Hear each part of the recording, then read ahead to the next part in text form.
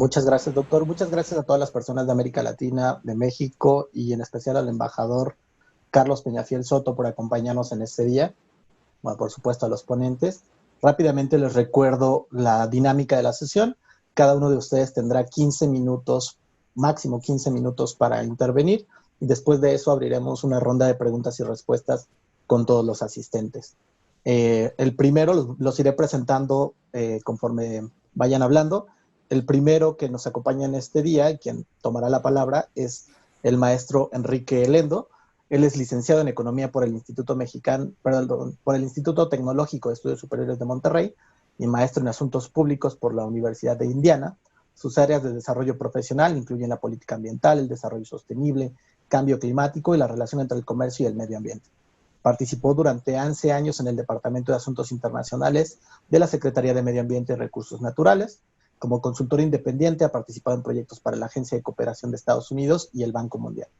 Actualmente lidera la estrategia comercial del Grupo Alcott en áreas como reducción de emisiones, créditos de carbono y huella ambiental. Maestro Lendo, muchas gracias por acompañarnos. Tiene la palabra. Muchas gracias. Voy a subir la presentación entonces nuevamente. ¿Se ve? La vemos. Sí. Perfecto. Ok. Bueno, nuevamente voy rápido. Reitero los agradecimientos a la Red de Agua del UNAM, a la UNESCO, y me da mucho gusto estar con este distinguido panel. Como dijo Jorge, pues la experiencia mía ha sido principalmente en el área de medio ambiente. Trabajé 20 años en el gobierno de México en asuntos internacionales y estuve a cargo de la agenda de medio ambiente y desarrollo sustentable en el gobierno federal de México, en la Semarnat. Entonces me han tocado muchos foros, entre ellos el seguimiento a la implementación del Telecán y toda la negociación del TEMEC, en específico el capítulo 24 que se refiere a medio ambiente. Entonces, mi presentación va a girar un poquito en torno a la parte ambiental, pero voy a mencionar algunos asuntos relacionados con agua, ¿no? Entonces, primero que nada, voy a empezar por... ahí está. Primero que nada, voy a empezar por ¿por qué se trata el tema de medio ambiente y recursos naturales dentro de los acuerdos comerciales? Y esto tiene una historia muy antigua, ¿no? En 1971, cuando todavía no había OMC, en el marco del GATT, los negociadores comerciales empezaron a identificar que la normatividad ambiental que iba creciendo, sobre todo en los países desarrollados, estaba empezando a tener efectos en el flujo de comercio e inversión. Entonces empezaron a desconfiar de él y lo empezaron a vislumbrar como una barrera no arancelaria al flujo libre de bienes y comercio. Entonces empieza un grupo que identifica este tema antes de que habláramos de medio ambiente, antes de que fuera la primera cumbre de medio ambiente humano en Estocolmo, que es realmente lo que arranca la agenda ambiental global de la era moderna. Ya el ámbito comercial estaba viendo las repercusiones.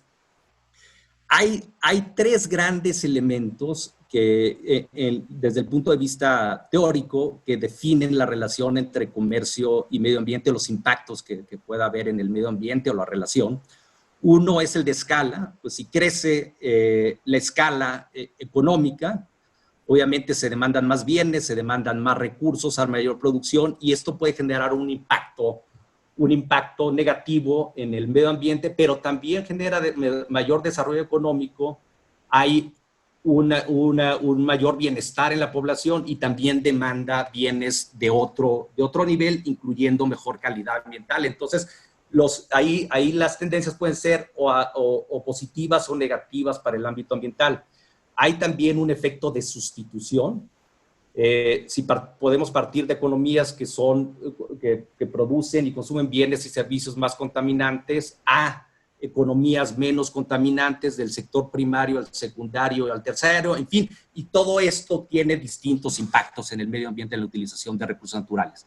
Y el último es de estructura: cómo quedan las economías y las industrias una vez que se liberalizó la materia comercial y lo que perdura dentro de esa economía para el largo plazo, ¿no? Entonces, Partimos generalmente de economías del sector primario, pero conforme vamos avanzando en el proceso de crecimiento económico y en el proceso de integración comercial, pues se tiende en un principio al sector secundario, que es lo que le pasó mucho a México después de la firma del TLC, y ahí hubo la gran ventaja comparativa. Nos convertimos en un transformador importante de recursos, maquilador en ciertas industrias, y después la tendencia es hacia el sector servicios, que generalmente es menos contaminante que los otros tres, no exclusivamente. Entonces, hay dos grandes preocupaciones.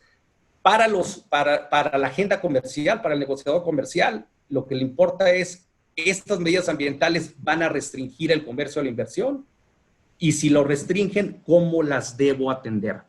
Para la comunidad ambiental, pues lo que le importa es el flujo, cualquiera de estos tres procesos de escala, producto y institución, ¿cómo me van a dejar como país mejor y más sustentable en materia de medio ambiente y recursos naturales, o menos sustentable, y qué es lo que se tiene que hacer?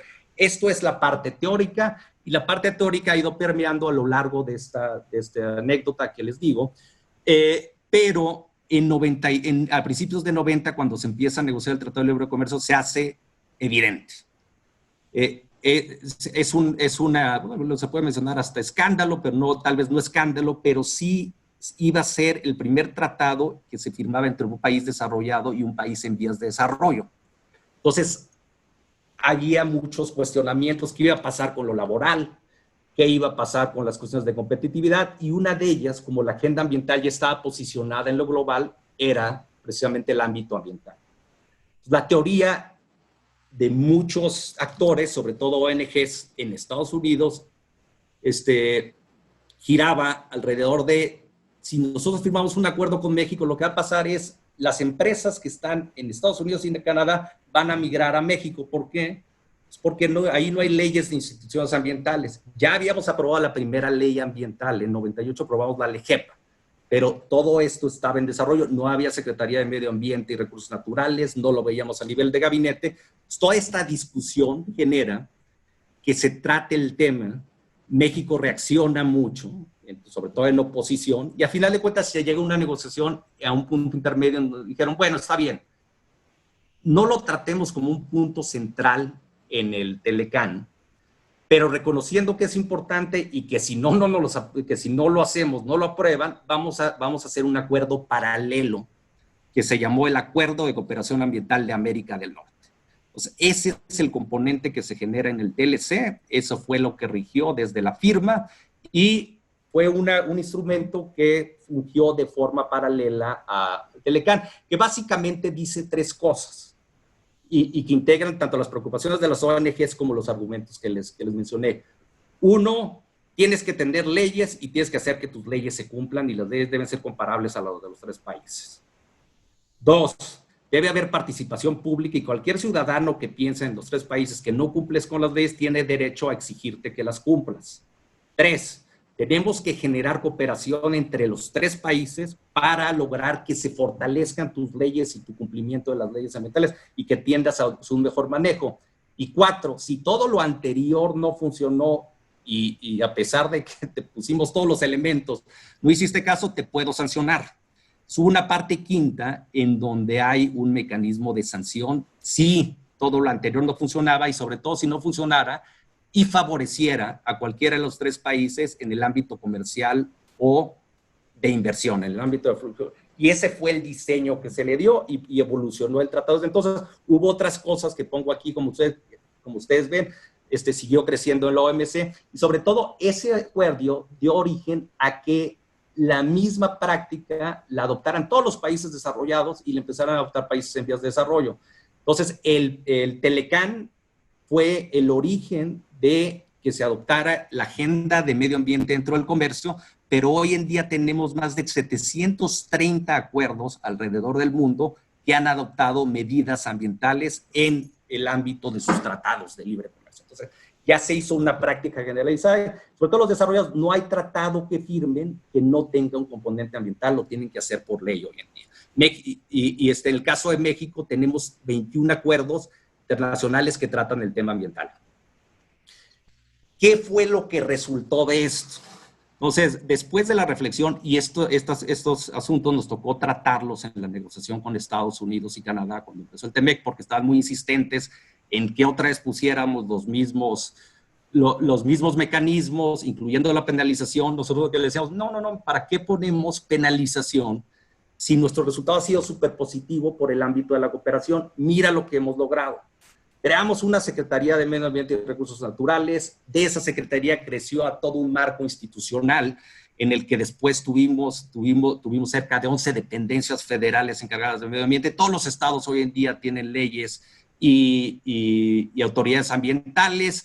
En fin, se generó toda una institucionalidad en México en la que pues difícilmente se comprobó la hipótesis de que México iba a relajar sus estándares ambientales para atraer inversión y por ahí va a tener una mayor competitividad.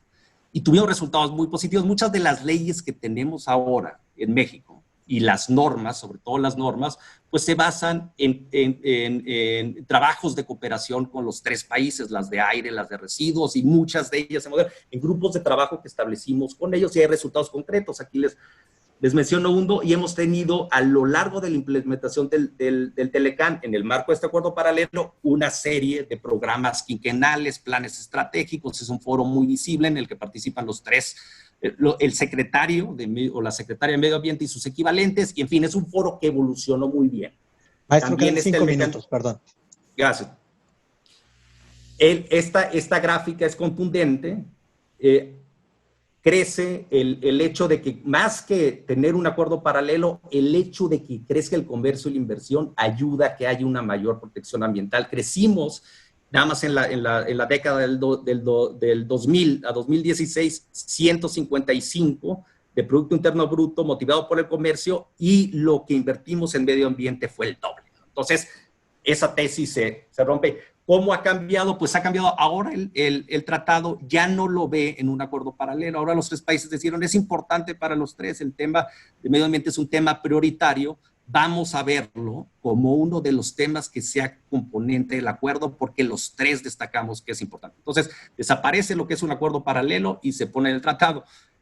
El otro asunto que hay innovador, todos cambian un poco, y aquí están en la gráfica, la pueden revisar después, pero uno muy importante es el de sanciones. El de sanciones nunca operó en el acuerdo paralelo, nunca se generaron reglas modelo, y ahora las reglas de modelo para una posible sanción ya están generadas en el capítulo 33.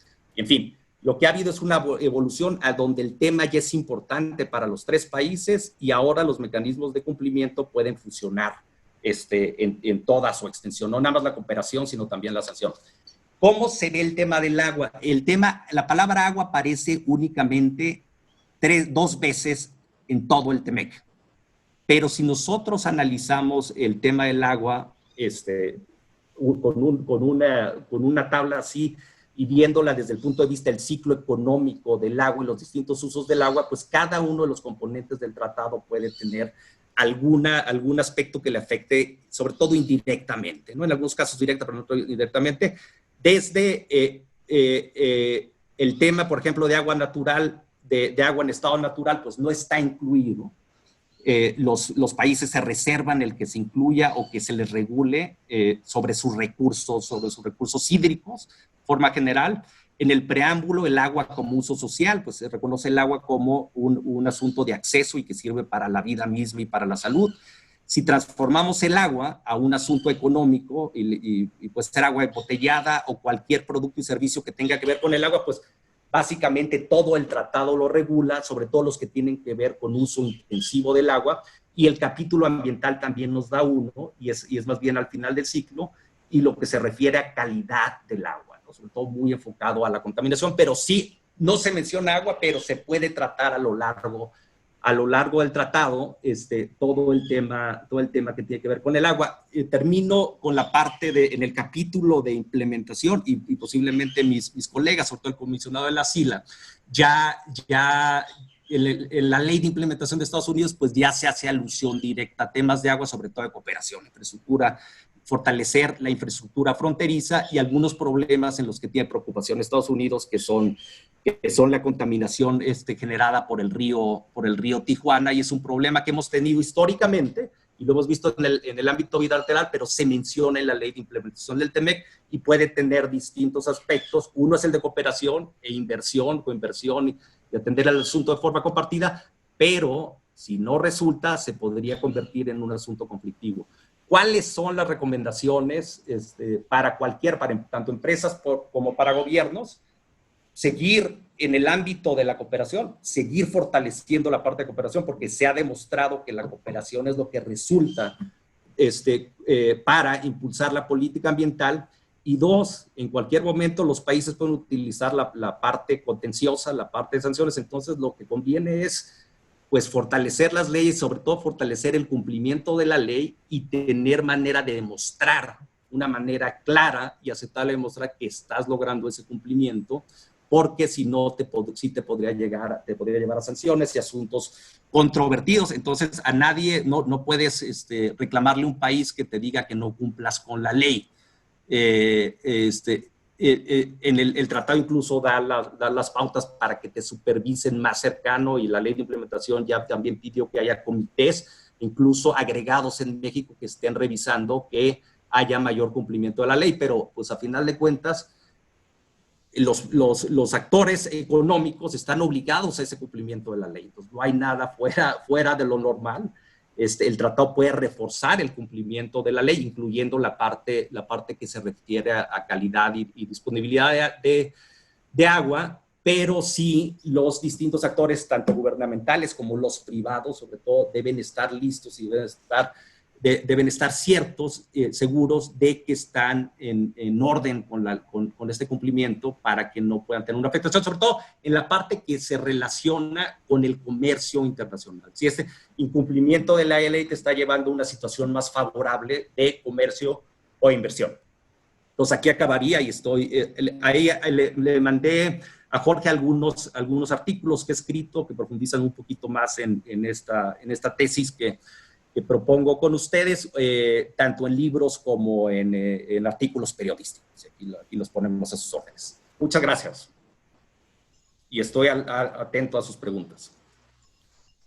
Muchas gracias a usted, maestro Lendo. Vamos ahora a darle la palabra al doctor Gonzalo Hachkuri.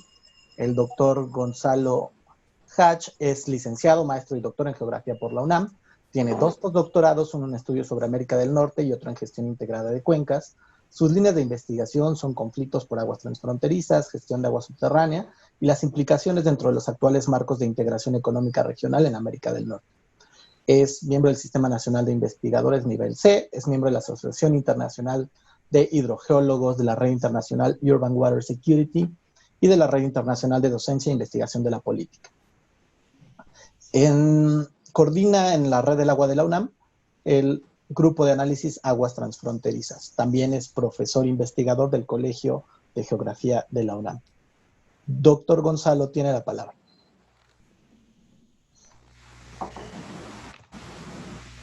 Muchísimas gracias. Voy a compartir mi pantalla, la presentación. Bueno, reitero entonces, ¿ya se ve mi presentación? Sí, la vemos, doctor. Muchísimas gracias. Bueno, voy a reiterar antes que nada la invitación a este foro tan importante. Felicito a la Red del Agua siempre por este enfoque que tienen multidisciplinario y la forma de tratar todos estos temas tan importantes. Bueno, yo me voy a concentrar en algunos aspectos justo del TEMEC con relación al capítulo 24 Medio Ambiente. Son 34 capítulos los que componen este nuevo Tratado de Libre Comercio entre los 3 países, y una revisión exhaustiva, bueno, es bastante interesante y no da tiempo de revisarla aquí. Apenas quien me precedió de la palabra hizo mención rápida de dónde aparecía la palabra agua. Aquí en el capítulo 24 es bastante interesante lo que se presenta. Hay muchas cuestiones que se tendrían que recuperar, pero vamos a ver cómo está el aspecto del agua, que es bastante preocupante. Miren, en general, las características generales están aquí del capítulo 24. mejora las capacidades de las partes para abordar los asuntos ambientales relacionados con el comercio mediante la cooperación y el fomento del desarrollo sostenible. Sí reconoce y respeta el ejercicio soberano de cada país para la aplicación del conjunto de sus leyes ambientales. Esto es muy importante porque si bien se ha entendido al Tratado de Libre Comercio como en el fondo un gran objetivo, como la homologación de las leyes en ciertos aspectos entre los tres países, aquí vamos a ver que no dice como tal que se homologuen. Pueden ser leyes comparables y las respeta. Eso sí, invita a que se mejoren y a que tengan algunos aspectos armonizados respecto al capítulo 24, ¿no? Reconoce que es inapropiado desmantelar, reformar o modificar las leyes ambientales de las partes con el fin de fomentar el comercio o la inversión entre las partes interesadas. Sitúa algo muy específico que es bastante interesante, es que se van a establecer sus mecanismos propios de consulta para poder implementar las disposiciones de dicho capítulo, que es lo que se está llevando a cabo, ¿no? Permite, esto es algo novedoso, que cualquier persona de los tres países promueva y solicite a las autoridades competentes investigaciones relacionadas con la violación a las leyes ambientales. Y establece la creación del Comité de Medio Ambiente conformado por representantes de alto nivel de cada país. Ahora, ¿qué otros aspectos novedosos hay? En este capítulo reconoce la importancia de la evaluación del impacto ambiental, dedica un esfuerzo mayor a la protección de la capa de ozono, con fuerte influencia de las leyes domésticas que hay en Estados Unidos y Canadá, están aquí señaladas, y entre otras cuestiones, si me voy al agua, protege mucho el agua, pero el agua oceánica, ¿no? El agua del medio marino, ¿no? Agrega nuevos elementos de observancia para su regulación, sobre todo en la calidad del agua marina, ¿no? Como la contaminación de los buques, los desechos marinos, ¿no? Establecen nuevas reglas para la protección de las especies marinas, pero también para su aprovechamiento económico. En la calidad del aire hay algo bastante importante que sí me gustaría resaltar porque es calidad del aire. Reconocen la importancia de armonizar metodologías de monitoreo para la calidad del aire, y esto implicaría el intercambio de información y de experiencia entre los tres países. Esto, por ejemplo, contrasta totalmente con el agua, donde está ausente, pero sí lo hace para la calidad del aire. Comercio y biodiversidad reconocen la importancia de respetar las tradiciones y formas de uso de la naturaleza de los pueblos originarios. Aún así, considera estimular el acceso a los recursos genéticos. Y en la gestión forestal reconoce la importancia, pero deja su gestión a cada uno de los países como un asunto doméstico, ¿no? Digamos que esas son algunas de las cuestiones que quería resaltar sobre el capítulo 24. No obstante, si vemos el agua dulce continental, está ausente prácticamente, no está ahí. Bueno, algo que hace el capítulo 24 es reformar también, de cierta manera, a la Comisión para la Cooperación Ambiental, o sea, Acuerdo de Cooperación Ambiental de los tres países, se va a llamar ahora, y en el plan estratégico, digamos, que ya se está adecuando al capítulo 24 y al TEMEC totalmente, ahí sí va a hablar de 3 puntos interesantes, ¿no? Considera como pilar estratégico la protección del aire, el agua y el suelo. En agua en específico, ¿qué dice? Bueno, que debe de haber cooperación entre los tres países en materia de investigación científica, intercambiando datos y gestión en torno a los recursos de agua dulce, sobre todo cuando estos tengan relación con fenómenos hidrometeorológicos, la contaminación del agua y otros factores de presión y deterioro ambiental. Invita a que se adopten prácticas sustentables de consumo y manejo del agua en los principales sectores económicos: agricultura, silvicultura, industria, minería, energía, y eso incluye, por ejemplo, la atención de los impactos ambientales transfronterizos. Incentiva prácticas y estándares de uso eficiente del agua en los sectores público y privados. Y finalmente, invita a que se armonicen las normas y los reglamentos relativos a la reutilización del agua en todos los sectores: aguas residuales municipales, aguas pluviales, recursos hídricos utilizados en la agricultura, la industria y la producción de petróleo y gas, entre otras cosas. Bueno, aquí yo, digamos, la pregunta que yo tengo constante es, ¿son compatibles los marcos jurídicos e institucionales del agua en América del Norte, independientemente de estos, si están incorporados plenamente en el TEMEC o no? ¿Podemos hablar de una homologación plena? Mire, me voy a concentrar únicamente en Estados Unidos y Canadá en las características principales de estos marcos regulatorios. Ya se ha hablado mucho sobre México y creo que más adelante podríamos contrastarlos con México. Miren, en los Estados Unidos son dos leyes las que regulan la política hídrica nacional. La primera es la Water Act y la segunda es la Safe Drinking Water Act. Ambas son de observancia nacional, pero paradójicamente de limitada aplicación ahorita. En 1972 se aprobó la Clean Water Act como resultado de las presiones ejercidas por los ambientalistas, quienes acusaban una severa contaminación del agua en ese país, a pesar de que ya desde 1956 operaba la Pollution Control Act, que regulaba las descargas residuales de las ciudades e industrias en los ríos, lagos y lagunas. Autores como Alder, Lendan y Cameron Doctor Gonzalo, disculpe, es que se escucha muy cortado. Si pudiera apagar su cámara, fluiría más rápido el audio.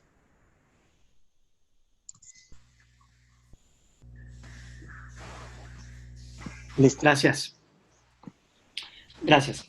Entonces, decía que el objetivo real de la Clean Water Act fue en un inicio reducir a cero las descargas contaminantes en el agua. Con ello se esperaba la restauración de la calidad del agua para la reproducción de la vida acuática y de las condiciones más seguras para practicar cualquier actividad acuática. Pero esto no ha sido fácil, porque restaurar la calidad del agua a estándares seguros solo en Estados Unidos, en más de 3,000 millas de ríos, arroyos, 27 millones de acres de lagos y 35 millas cuadradas de estuarios, ha requerido del establecimiento de un costoso y ambicioso programa para controlar eficazmente las descargas residuales y el monitoreo permanente de la calidad del agua por parte del gobierno federal y de los estados. Aquí la pregunta es, ¿cómo se ha hecho y qué resultados ha arrojado esto? No es sencillo de responder. Ahora, en el análisis de especialistas, la operación institucional de Clean Water Act ha sido en 3 direcciones. La primera es el incremento del número de plantas de tratamiento residual en todas las ciudades, pueblos y localidades de los Estados Unidos. En 1990 ya se reportaban casi 74% de la cobertura nacional en materia de plantas de tratamiento.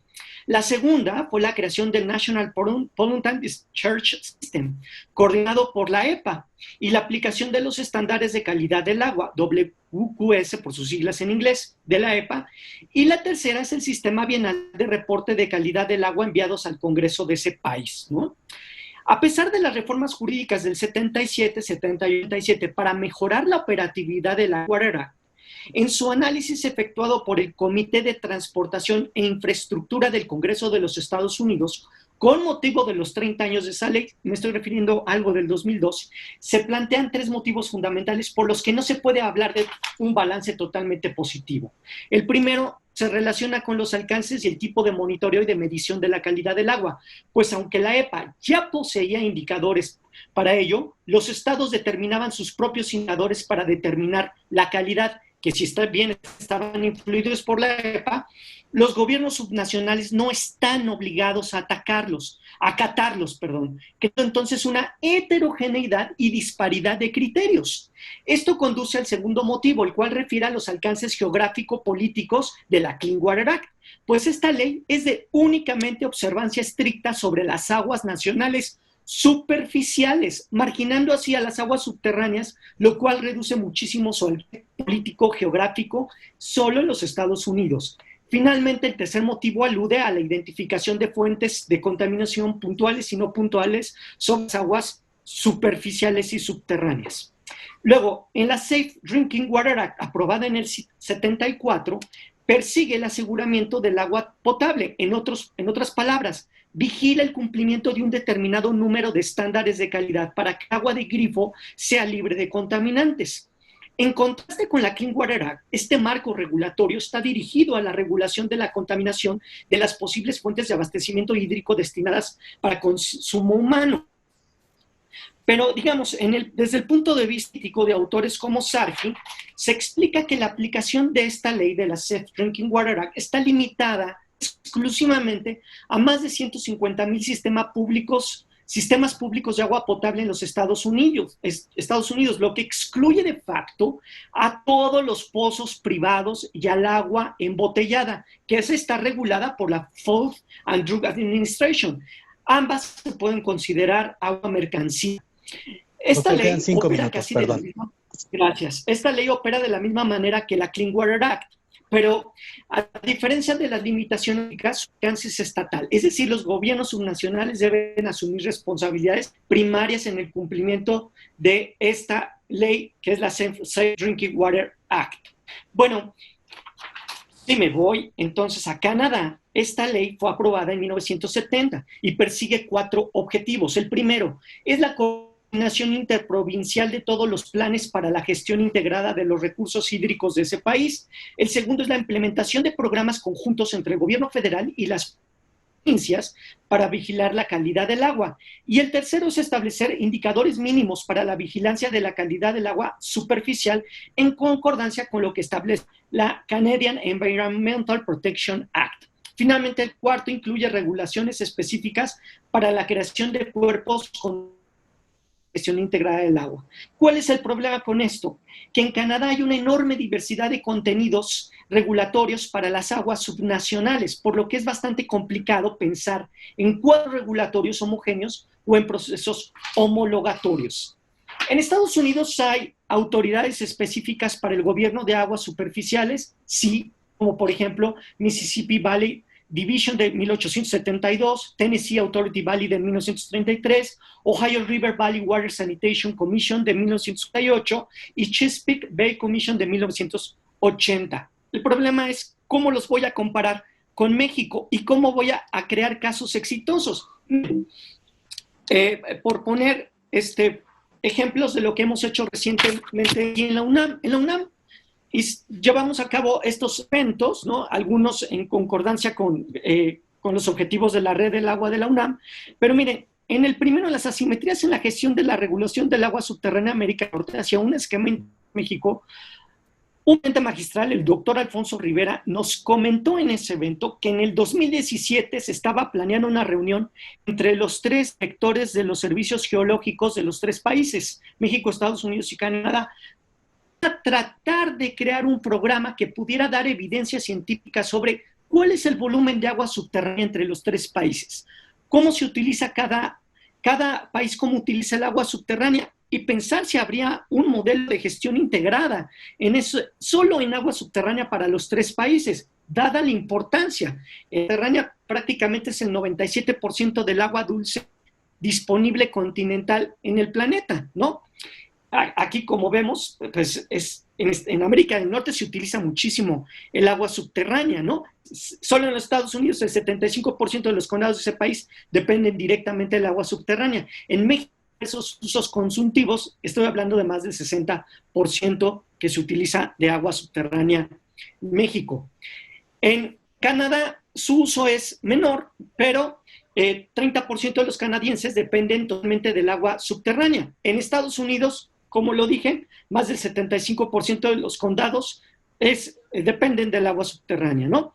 Entonces, me vuelvo a preguntar, ¿estaremos hablando de un esquema de homologación? ¿Será el TEMEC una oportunidad homologarlo? Miren, en una investigación que hice sobre la gestión del agua subterránea entre Texas y México, perdón, aquí tengo las grandes asimetrías. En la ley del agua en Texas, se establecen, por ejemplo, agencias de protección del agua subterránea, que lo crearon, fueron distritos de conservación de agua subterránea.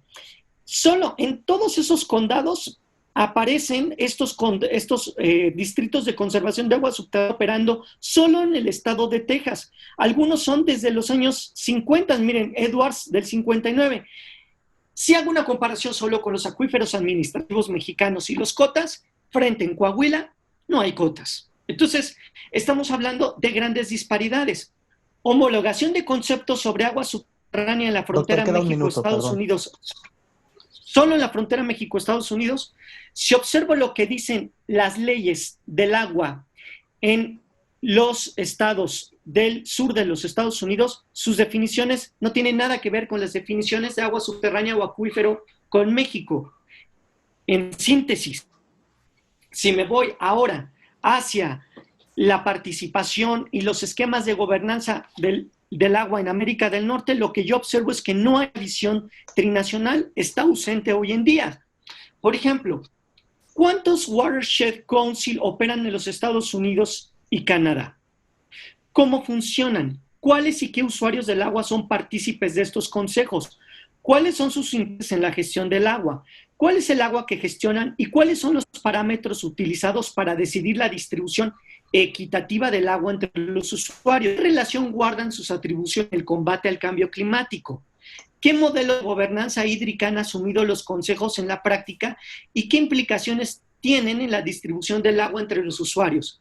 En síntesis, vemos que hay un proceso de transformación del agua de 1970 al 2015 para acá, pero que parece que el TEMEC tiene una lógica distinta, mucho menor, una ambición mucho menor respecto al agua, no se incorpora totalmente, y lo que sí veo en la práctica, con estos elementos de análisis que planteé, es que veo bastante lejos una gestión integrada en América del Norte de agua. Es decir, estamos bastante lejos de poder armonizar los marcos jurídicos del agua en la región, sobre todo porque en Estados Unidos hay una tendencia a que sean los gobiernos subnacionales, es decir, los estados quienes ejerzan la soberanía y las leyes sobre las aguas, a diferencia de México que tiene un gobierno muy centralizado sobre el agua. Muchas gracias.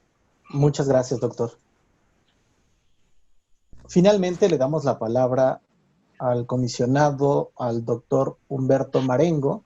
El doctor Humberto Marengo es ingeniero civil, maestro y doctor en ingeniería en la Facultad de Ingeniería de la UNAM, donde es catedrático desde 1985.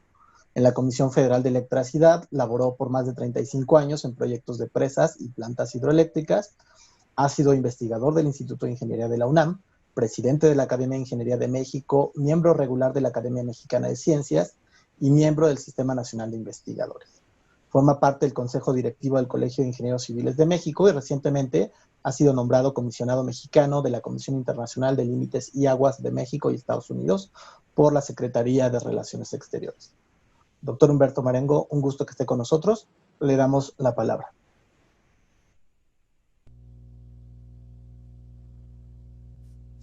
Muchísimas gracias, Jorge. Muchas gracias al doctor González Villarreal, a ti, Jorge, la gentil invitación a la reunión de este importante tema. Permítanme compartir mi pantalla, si es posible. Aquí estoy.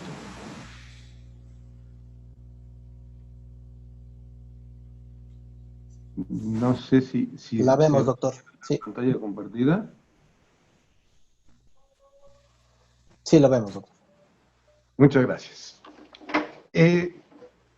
Yo diría, para empezar, que en un momento dado, en el marco de MEC y el uso del agua, tendríamos que diferenciar lo que es en sí el uso del agua en la parte industrial, consumo y desarrollo dentro de los países, pero creo que está muy normado, muy bien establecido cuál es el marco jurídico, el marco que rige el tema de las aguas entre México y Estados Unidos, y al igual que existe un tratado para México y Estados Unidos, existe para Estados Unidos y Canadá.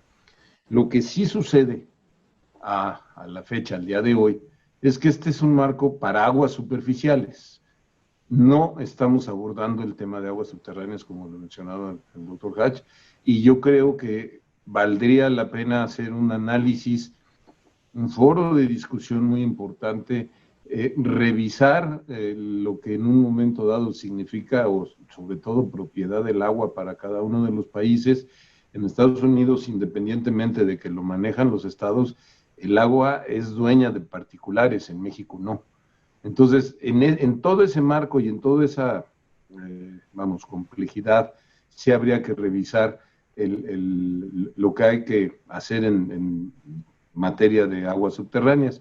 Pero en aguas superficiales creo que tenemos una exitosa gestión de lo que ha sido la Comisión Internacional de Límites de Aguas, la parte del Tratado de Aguas Superficiales. Recientemente, me refiero a la semana pasada, hubo un foro internacional de cuencas transfronterizas en Ginebra, en Suiza, y realmente los planteamientos que se hacían en ese foro era de llamar la atención el que nosotros ya habíamos vivido cada uno de las etapas y de los señalamientos que estaban diciéndose, porque la SILA tiene 130 años. Tiene 130 años la Comisión Internacional de Límites. La SILA como tal tiene 70 años. Desde el tratado que nos rige de 1944 es de hace 76 años. Entonces, empezó desde 1848. Esta es la evolución, no quiero entrar con detalle a esta parte para llegar a la parte más específica del tema de aguas, pero verdaderamente lo que detona la concepción del tratado de la distribución de aguas entre ambos países es en 1906 la Convención para la equitativa distribución de las aguas del Río Grande, que empieza precisamente aquí en Ciudad Juárez. Aquí se establece que le tocan a México 74 millones de metros cúbicos que provienen de la sequía madre, y en un momento dado hubo una evolución en la Convención para la rectificación y manejo de las aguas hasta llegar a 1944 al Tratado sobre la Distribución de Aguas Internacionales.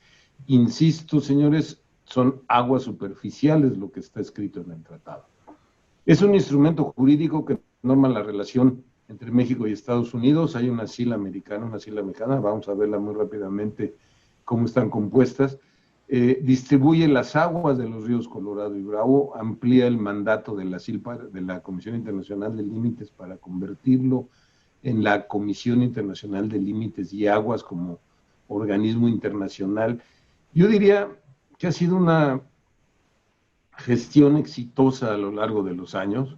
Los comisionados han tenido mucho que decir en materia de la administración del agua, y las actas, que son las que se vuelven los instrumentos de la aplicación del tratado, son las que nos permite definir los criterios de distribución de las aguas para cada país, el orden de prioridad para el uso de las aguas, las bases de cooperación para la construcción conjunta de obras hidráulicas en ríos internacionales, permite el desarrollo de procedimientos para la medición y contabilidad de las aguas.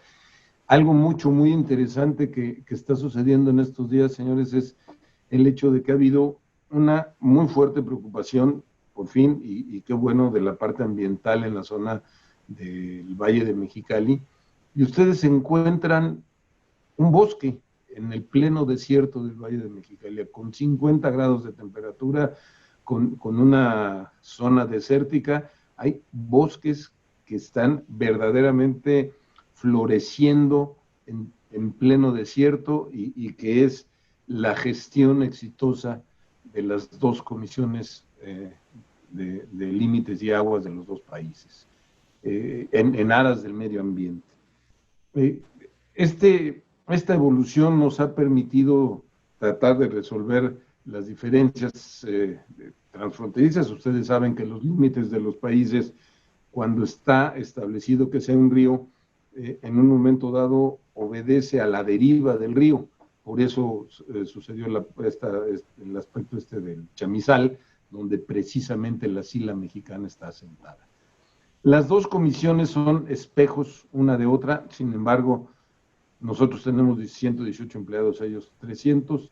El presupuesto es como 12 veces mayor el de los americanos que el nuestro, pero a fin de cuentas la misión principal es vigilar y aplicar el cumplimiento de los tratados internacionales en materia de límites y aguas en su caso, y en su caso dirimir las diferencias que se susciten de tal aplicación. Son organismos internacionales, la SILA mexicana depende de la Secretaría de Relaciones Exteriores, la de Estados Unidos del Departamento de Estado, y la SILA realiza una función técnico-diplomática legal trascendente para la relación entre ambos gobiernos. Yo diría, si me lo permiten, doctor González Villarreal, que en materia del TEMEC, en la zona fronteriza está perfectamente establecido con las aguas superficiales a qué estamos atenidos ambos países. Habría que revisar si existe la voluntad y el deseo de algunos de los países de modificar el tratado. Mientras este se cumpla, está establecido que no tiene por qué modificarse, y yo creo que sí sería un motivo de análisis académico, jurídico, legal, si realmente vale la pena tocar este tratado, que en mi opinión es exitoso. A fin de cuentas, el tratado en el marco de un país, nosotros recibimos 4 veces más agua que Estados Unidos, 4-1. Por cada metro cúbico de agua que recibe Estados Unidos, nosotros recibimos 4.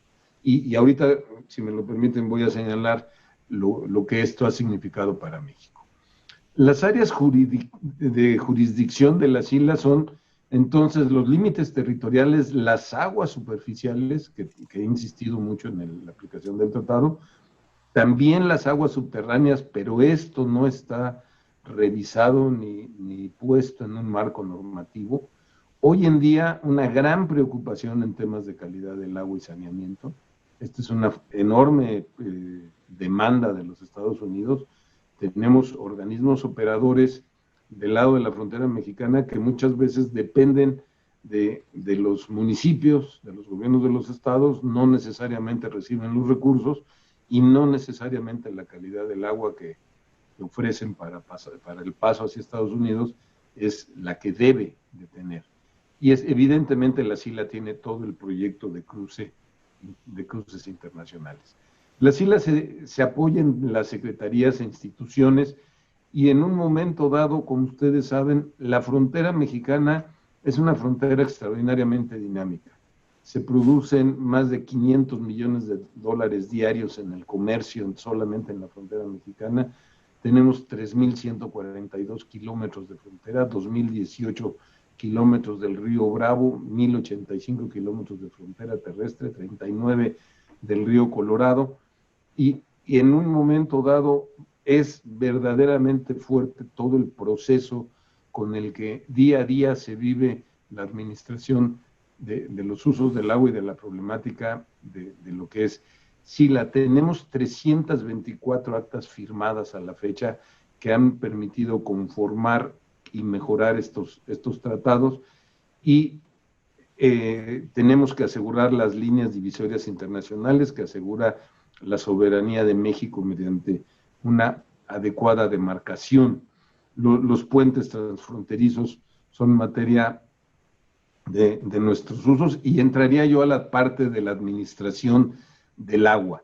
La administración del agua nos ha permitido definir que con el agua que se entrega a los distritos de riego que están en la zona transfronteriza, se produce un promedio de 12.500 millones de pesos por año solamente en la parte de cultivos. Se produce más de 60 millones de pesos de generación de energía, y la SILA no recibe un peso de sus obras, ni para su mantenimiento, ni para su administración.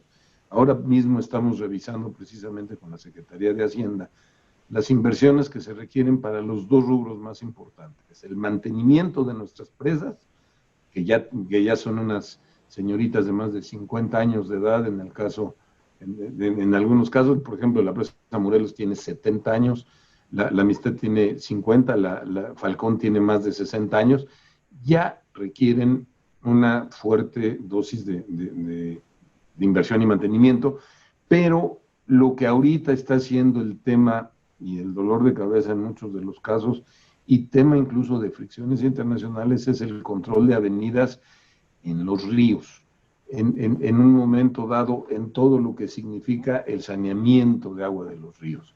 Estudiamos los mantos acuíferos transfronterizos. Yo aquí creo que tendríamos la absoluta necesidad de hacer talleres y análisis académicos con la UNAM, con el área del doctor Haas, del doctor González Villarreal, para revisar la conveniencia de normalizar y legalizar y ofrecer un tratado que desde el punto de vista legal y leyes de política exterior sea aplicable y válido para ambos países, pero tenemos también la absoluta necesidad de mejorar nuestra calidad del agua en cada una de las plantas.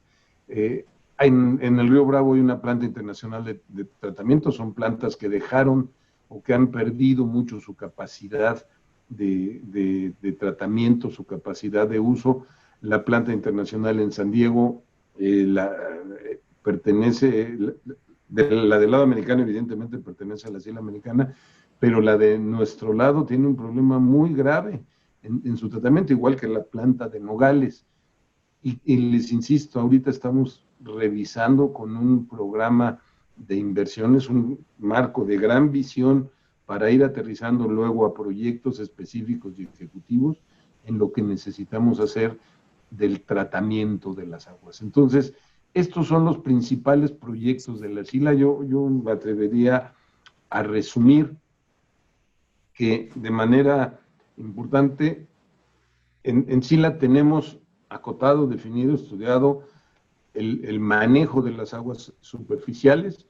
Hemos ganado mucho en el tema, por ejemplo, de estos manejos, en lo que les comentaba del río Colorado, en la zona de Mexicali, la parte ambiental ha sido espectacular, el crecimiento de todas estas zonas, pero también hemos ganado mucho en la calidad del agua. Antes nos mandaba Estados Unidos las aguas del río Colorado, nos las mandaban con salinidad. Ahorita está reducida ese aspecto de salinidad al mínimo, y en un momento dado está establecido que en el lago Mead podemos almacenar agua para uso de México. Les comentaría que en un momento dado haría falta hacer una fuerte discusión de las aguas subterráneas y entonces hacer un foro y posteriormente llegar a una definición del uso de aguas transfronterizas. Esos serían mis comentarios, doctor González Villarreal, maestro Jorge Arriaga, y quedamos a sus órdenes para cualquier comentario. Muchas gracias. Muchísimas gracias, doctor. Entonces, ahora, doctor, si puede dejar de compartir pantalla, se lo agradeceríamos mucho. Claro. Y vamos a pasar ahora a una ronda de preguntas y respuestas. Se han hecho algunas en el chat. Entonces, si me permiten, les leeré a cada uno de los ponentes las preguntas específicas que les hicieron y vamos a ir contestando en el orden en el que expusieron.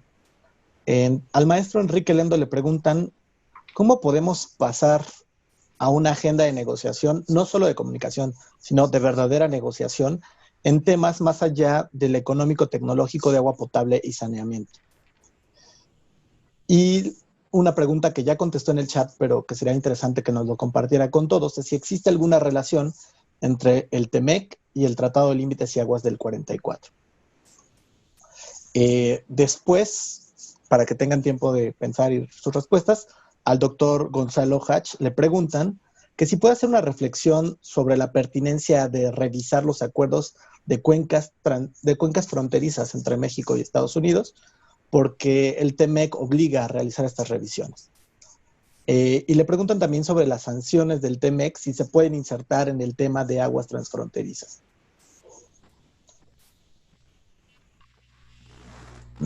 Por último, al doctor Marengón le preguntan que si las aguas subterráneas no entran dentro del Tratado de 1944, ¿por qué la SILA tiene jurisdicción sobre ellas?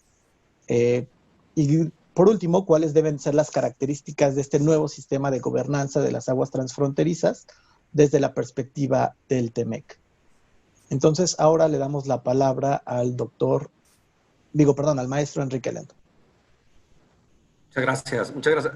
Repíteme la primera, Jorge, por favor, porque no la entendí bien. Sí, la primera pregunta se refiere a que existe un esquema de negociación.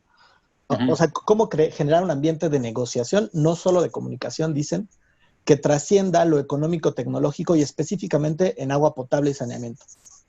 Como que la temática se ha centrado mucho en agua potable y saneamiento, pero cómo hacerlo hacia otros temas de la agenda hídrica. Bueno, yo creo que sí, no es tanto que se centre en una o en otra. En el diagrama que les presenté es más bien dependiendo del uso, de cómo estemos viendo el agua con sus distintos usos. Si le estamos viendo desde el punto de vista económico y es un agua, pues es un agua transformada y como decía el doctor Hatch, a lo mejor es agua embotellada o a lo mejor estamos hablando de tecnologías o bienes y servicios que ayudan a la gestión eficiente del agua y ahí entran esquemas de acceso a mercado, inversión, servicios transfronterizos. Entonces, indiscutiblemente sí la regula la parte económica y eso lo regula como regula cualquier bien. Ahí el chiste es ver, por el hecho de que sea agua y el agua es un asunto prioritario para los tres países, las condiciones para el agua o para los servicios asociados al agua deberían ser diferentes a las de cualquier otro bien. Entonces es una pregunta que nos hay que hacer y puede desarrollarse ahí una agenda que la favorezca a través de facilidad en aranceles o a través de esquemas de inversión diferentes o favorables o a través de una cosa que cuesta mucho trabajo, pero sí se puede buscar una agenda así. Si vemos al agua, más bien desde el punto de vista ambiental, que es como más se trató el tema dentro del TEMEC, pues aquí hay una multiplicidad de posibilidades, desde ayudar a cuestiones que fortalezcan la legislación ambiental relacionada con el agua, toda la parte de normatividad, desde proyectos de análisis y evaluación conjuntos, desde buscar fondeo, una serie de cosas que tienen que ver con un mejor operación de los recursos hídricos, todas las cosas que mencionó el doctor Hatch y el asunto de que se ven de forma diferenciada la gestión de los recursos, pues entran también, hay que proponerlas en el marco de la cooperación y se pueden atender. Casi les podría decir que si en el ámbito de la cooperación casi cualquier cosa puede entrar, ¿no? La más complicada y es en la que se concentra el doctor Marengo, y ahí lo hizo, yo creo que lo cerró bien, es tenemos mecanismos para regular el agua entre bilaterales y nacionales, para regular el agua en estado natural, porque ese es un asunto de seguridad nacional, un asunto estratégico. Y pues sí, los tratados que tenemos nosotros con Estados Unidos, el Tratado del 44 y todo el antecedente que hizo el doctor Marengo y el equivalente que tiene Estados Unidos con Canadá han funcionado de forma efectiva.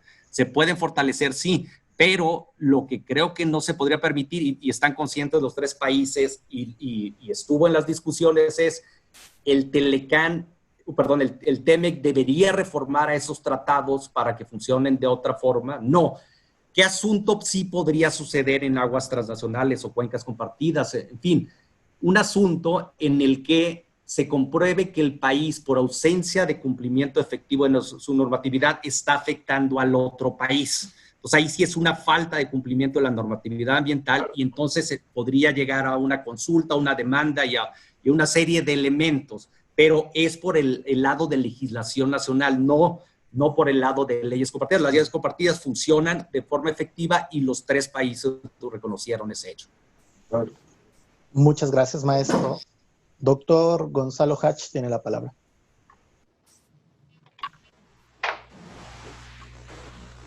Gracias, muchas gracias.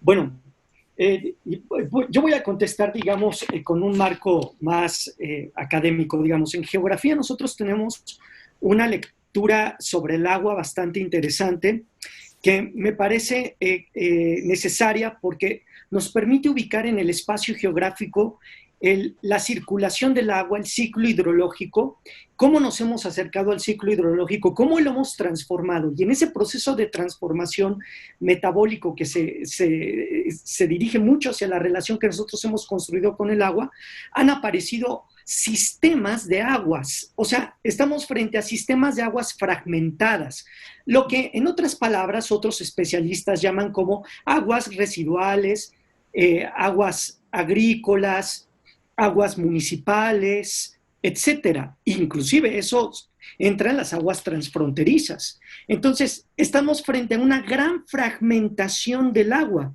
y eso entonces nos obliga a tener claridad sobre qué es o sobre lo que estamos discutiendo, digamos, qué es lo que estamos hablando cuando hablamos del TEMEC.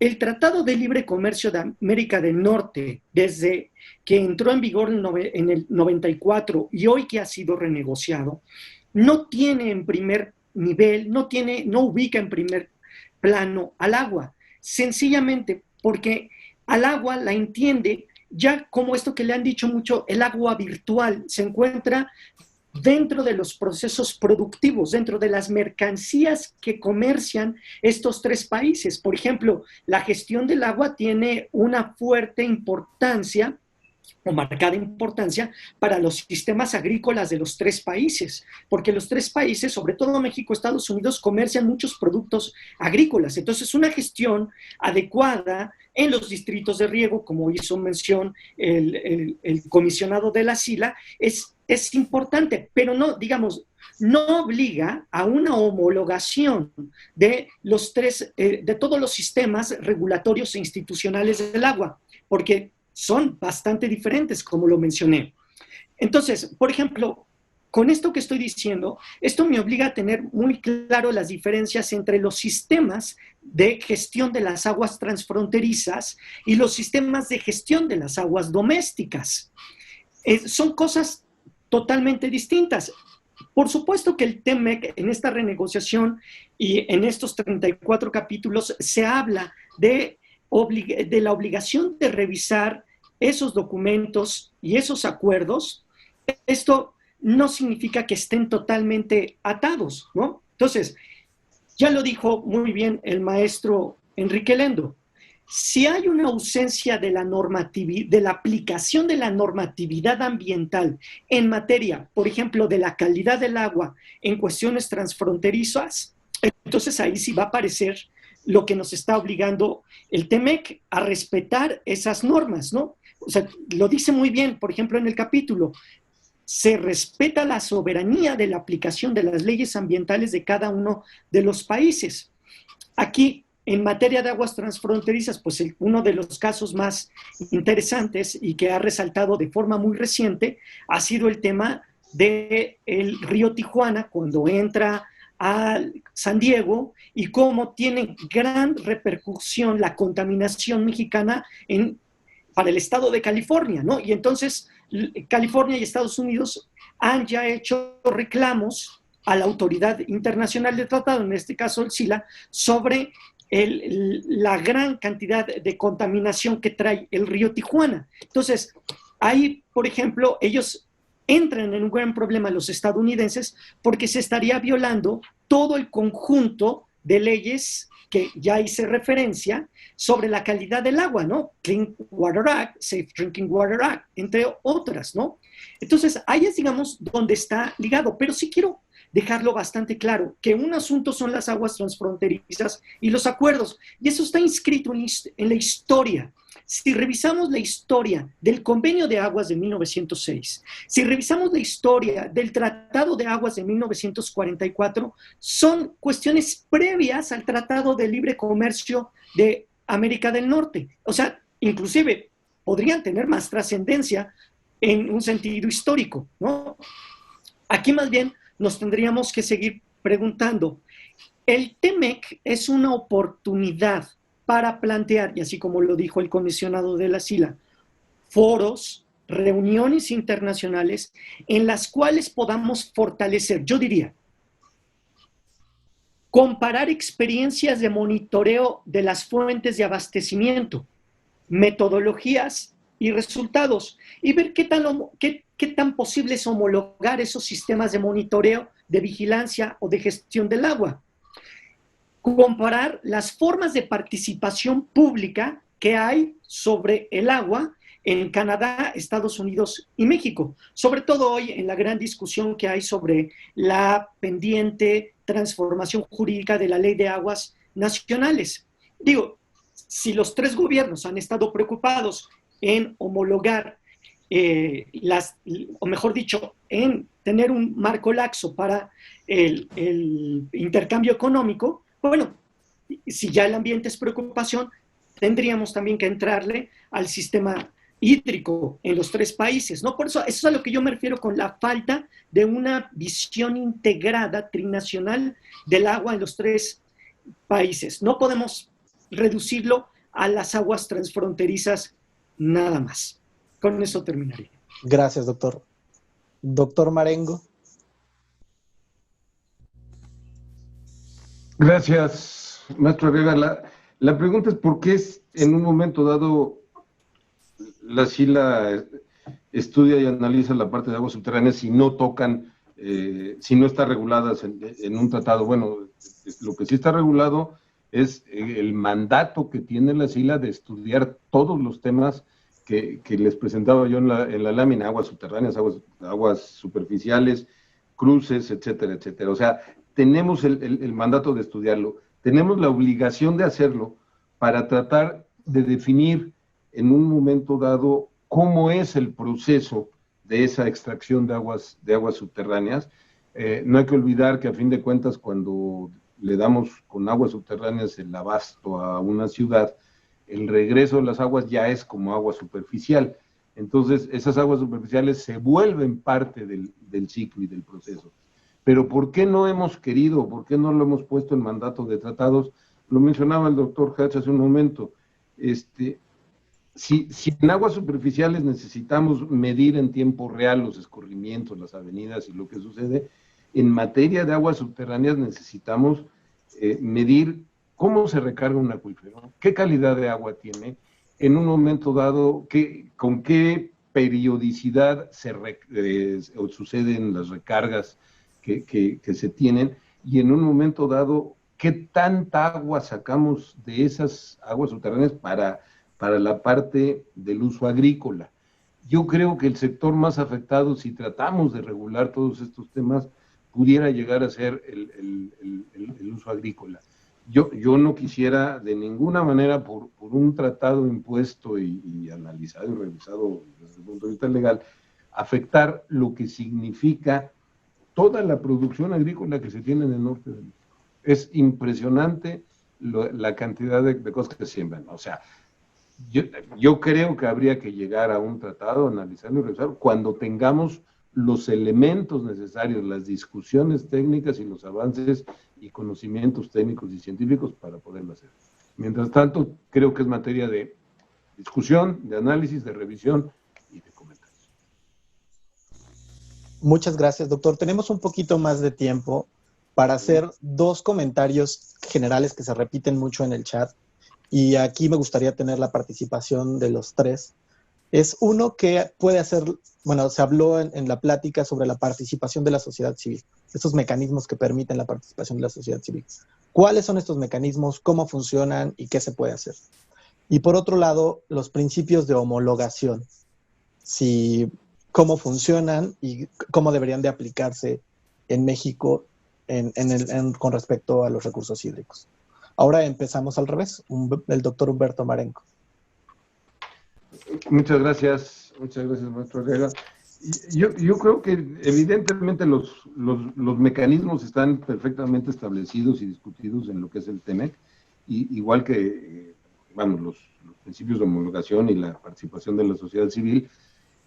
Se tendría que revisar en la parte específica en materia de aguas al interior de los países lo que esto significa y el impacto que se tendría. Evidentemente, en materia de agua en la frontera, también tendríamos que estar haciendo un análisis cuidadoso y detallado de los temas, porque a fin de cuentas estamos compartiendo el agua en los dos países, bebemos la misma agua, sembramos con la misma agua, vivimos con la misma agua, en este caso en las islas. O sea, lo que tomamos en Tamaulipas, en Coahuila, en la ciudad de Reynosa, es lo que toma Texas, ¿eh? Y lo que tomamos en el Colorado lo toma también Estados Unidos. Entonces, a fin de cuentas, sí creo que se tendría que hacer y avanzar mucho más en la parte calidad del agua, no solamente saneamiento, en la parte calidad que lleve a la discusión de los principios de homologación de discusión y evidentemente atender esas mesas de sociedad civil, de discusión, de foros, para tratar de dejar satisfechos a las inquietudes de la sociedad propiamente dicho. Muchas gracias, doctor. Doctor Hatch. Voy a compartir, por ejemplo, en el año 2019, en abril del 2019, la SILA mexicana y la SILA estadounidense convocaron a una reunión en El Paso, Texas, sobre únicamente el agua subterránea transfronteriza, ¿no? México-Estados Unidos. Revisar cuáles habían sido los avances hasta ese momento, qué había hecho cada país, digamos, ¿no? Y ahí, entonces yo vuelvo a señalar una palabra que me llama mucho la atención, fueron las asimetrías, lo que resaltó entre México y Estados Unidos. Si pudiera yo reducir la preocupación general quizás de todos los interesados ahí, eran las asimetrías. En Estados Unidos, tanto el sector público como el sector académico aplicaban metodologías totalmente distintas para evaluar el comportamiento sistémico del agua subterránea en oposición a como lo hacían o lo viene haciendo México. Y ese, bueno, es un aspecto preocupante. Vamos, ni siquiera se hablaba de un acuerdo, de un tratado sobre aguas subterráneas transfronterizas.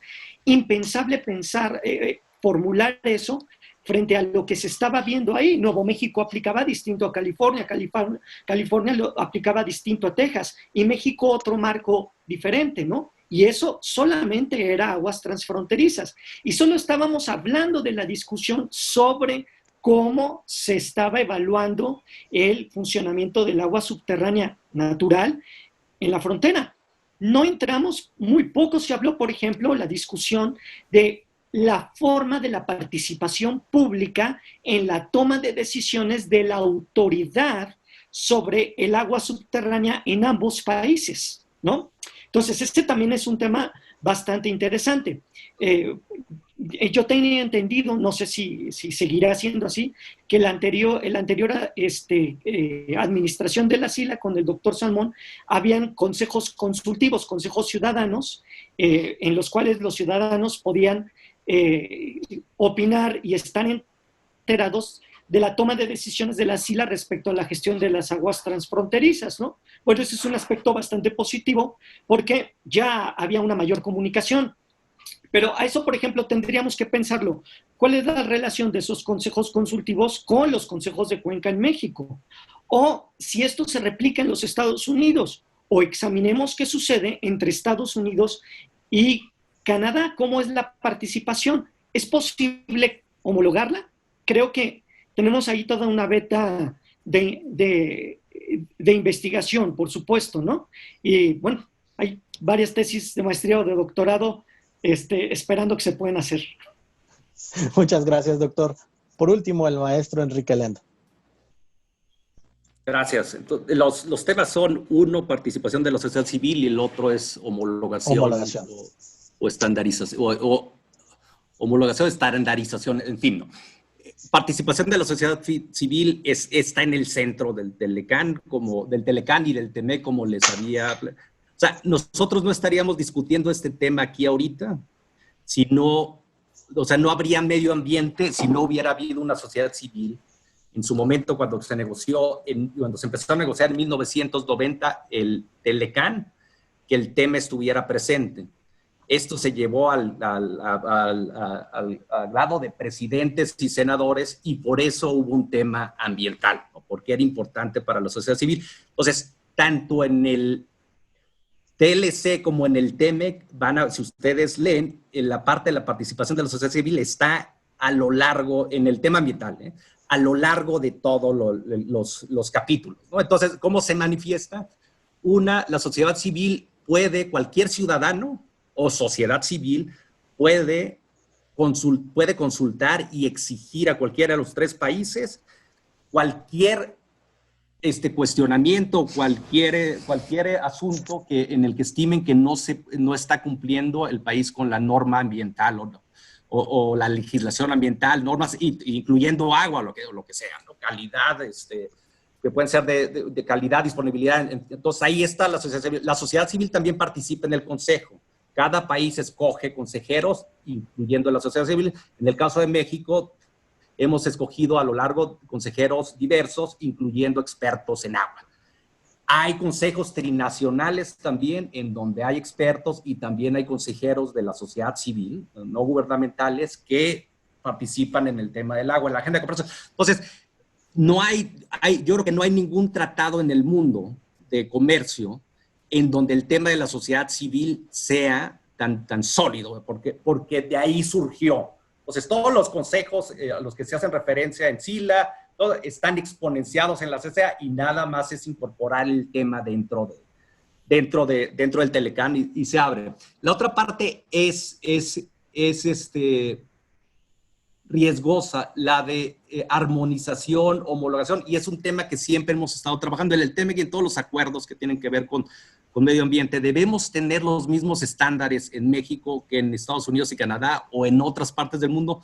Pues es difícil, tal vez sí, pero no discutamos esos estándares en un acuerdo comercial. ¿Por qué? Porque el no cumplir, sí hay buenas intenciones, pero si no cumplimos con ellos, lo que vamos a tener es una penalización. Nos van a decir, oye, ¿tú por qué no cumples con mi estándar? Pues porque mi situación, como decía el doctor Kach, es diferente. Tú la ves como un bien privado y yo la veo como un bien público. No, tú la tienes que ver también como bien público y te tienes que ajustar a estas normas. Entonces, si bien a final de cuentas a lo que vamos es a un uso más eficiente, un uso más sustentable de los recursos hídricos y una serie de principios en las que corremos los tres países, la forma de llegar a alcanzar esos objetivos puede ser diferente para los tres países y puede ser cooperación ayudando. Eso sí puede haber, tratar de buscar objetivos y procesos conjuntos, pero por ningún lado debe ser obligatorio, ¿no? Porque eso nos puede meter alguna complicación en un acuerdo comercial, ¿eh? En otros acuerdos nos salimos y nos metemos a la agenda de cambio climático o a cualquier otra agenda, entonces ahí sí podemos hablar de procesos de homologación, estandarización, cumplir con objetivos similares. ¿Por qué? Porque los mecanismos de cumplimiento y penalización son diferentes, ¿no? Aquí, acuérdense, no nos olvidemos, el principal objetivo del TEMEC y del Telecán no es el medio ambiente, es el comercio, es el libre comercio y la inversión. Eso debe ser en armonía con el medio ambiente, obviamente, pero el objetivo básico es eso, para proteger el medio ambiente, los recursos hídricos y otra cosa. Hay leyes nacionales y hay tratados especializados en el tema, incluyendo el Tratado del 44, ¿no? Ahí sí se puede hablar de temas que sean más sólidos en temas de homologación, armonización y otros conceptos, ¿no? Que se manejan mucho en esto. Muchas gracias, maestro. Lamentablemente ya no tenemos más tiempo para responder preguntas, así es que le paso la palabra al doctor Fernando González Villarreal para que nos regale las conclusiones de la sesión. Muchas gracias, Jorge. Primero quisiera agradecerles mucho a Enrique Lendo, al comisionado Humberto Marengo y a nuestro amigo y compañero de la UNAM, Gonzalo Hach, por su brillante participación. La verdad es que me encantó a mí en lo personal, me gustó mucho la discusión y yo espero que todos los asistentes a nuestro seminario, a nuestro conversatorio, hayan disfrutado también de esta presentación. No quisiera hablar de conclusiones porque el tema es tan rico y los ponentes hicieron tan buen trabajo que me costaría mucho hacerlo, pero quiero resaltar tres cosas. Creo que aquí se ha hablado muy bien de que lo que está básicamente en el TEMEC y estaba también en el Tratado de Libre Comercio en América del Norte original, básicamente es el cumplimiento de las leyes de cada país. O sea, sí hay un compromiso del cumplimiento de las leyes de cada país. Y en ese sentido, este cumplimiento de las leyes de cada país se plantea no solo en la frontera, sino a lo largo del territorio nacional. Eso tiene implicaciones en el comercio, desde luego, porque le daría ventajas a aquel país que no cumpla con el medio ambiente, porque puede representar en algunos artículos, en algunas partes de que sujetas a comercio, una ventaja para el país que no cumple con las leyes ambientales. Y esta discusión ha estado a lo largo de los últimos 20 años, probablemente en la producción, por ejemplo, en China. Entonces, es claro que debemos de hacer el cumplimiento de las leyes ambientales en cada país. Esto parece que tendría una implicación, no solo en la frontera, que sería pues lógico y que no representa ningún problema, pero hoy sí, porque cualquier ciudadano puede denunciar que no se cumpla. Y yo sí les digo que en México tenemos muchas partes de la legislación del agua, en materia de calidad del agua, por ejemplo, en donde realmente muchas disposiciones pues no las estamos cumpliendo como dice la ley. Entonces, el cumplimiento de la ley en términos de la ley de aguas y de la ley ambiental sí tiene dientes, sí es un asunto importante que tendríamos que atender, desde luego, en forma más directa en la frontera. No hay ninguna duda, porque ahí compartimos realmente las aguas directamente y no hay manera de ocultarlo. Entonces, esto es un asunto fundamental en la frontera, pero no se nos olvide, es un asunto para todo el país. O sea, nos obliga realmente a buscar el cumplimiento estricto de lo que aparezca en la ley, en la actual o en la nueva ley que estemos pensando. Entonces, no pensemos en una ley ideal para otro país avanzado, un país nórdico avanzado, sino pensemos en las leyes que realmente vamos a cumplir en nuestro país. Yo diría, esa es la primera conclusión que quiero destacar, que básicamente entiendo así, nos han dicho nuestros 3 excelentes participantes. Y el otro asunto es de homologación. Yo creo que la homologación de las disposiciones jurídicas entre los 3 países es un asunto prácticamente imposible, al menos en el corto plazo, en el corto y mediano plazo. Simplemente por pensar que la propiedad de las aguas en México es propiedad de la nación prácticamente en todo, y en Estados Unidos no lo es básicamente las superficiales son propiedad y jurisdicción de los estados, y las aguas subterráneas son diferentes las jurisdicciones en cada estado de la Unión Americana y tiene que ver mucho como propiedad privada. Entonces es algo que nunca tendremos en México, espero que así sea, y que mantengamos la propiedad nacional de las aguas. Y esto yo creo que va a ser difícil de homologarlo, pero probablemente algunos de los estándares, de acuerdo con la ley, esta nueva ley de métrica o de estándares, yo creo que allí tendríamos que ir empezando a ver cómo hacemos que la calidad del agua que distribuimos como agua potable en el Clean Water Act, y de este tipo de cosas, vayamos caminando hacia tener, digamos, algunas de estos estándares que puedan ser comparables entre los 3 países. Yo me felicito realmente de que hayamos tomado este tema tan importante como un asunto de la red del agua y también de nuestro Centro Regional de Seguridad Hídrica, porque creo que es un ejemplo cómo hemos venido trabajando en el TEMEC ahora y antes en Telecán sobre asuntos muy complejos. Y solamente recordar que la firma del Tratado de 44 es realmente una hazaña de muchos mexicanos que participaron de una forma nacionalista importantísima. Hay un libro de Antonio Enríquez que se llama, creo, algo así como 90 años de lucha por el Tratado de libre comercio, el Tratado México-Estados Unidos de Aguas. Y el otro participante que me tocó conocer y fue mi amigo, Adolfo Oribe Alba, que fue parte de los comisionados, era comisionado, de la Comisión Nacional del Agua, ¿no? Fue el primer secretario de Recursos Hidráulicos y antes de eso de la Comisión de Irrigación, y me contó todas las trifulcas y problemas que tuvieron para poder llegar a un tratado de firma con Estados Unidos. A ellos mi reconocimiento, a ellos y a todos los que hicieron el tratado, Y a todos ustedes, a los asistentes, muchas gracias, y a los participantes, nuestro agradecimiento pleno. Muchas gracias. Muchas gracias, doctor. Y nada más, un segundo, el embajador Carlos Peñafiel Soto quiere dedicarnos un saludo desde República Dominicana. Pues solamente agradecer este brillante conversatorio. Para mí ha sido muy enriquecedor y bueno, sin lugar a dudas, uno de los grandes temas del siglo XXI es el agua.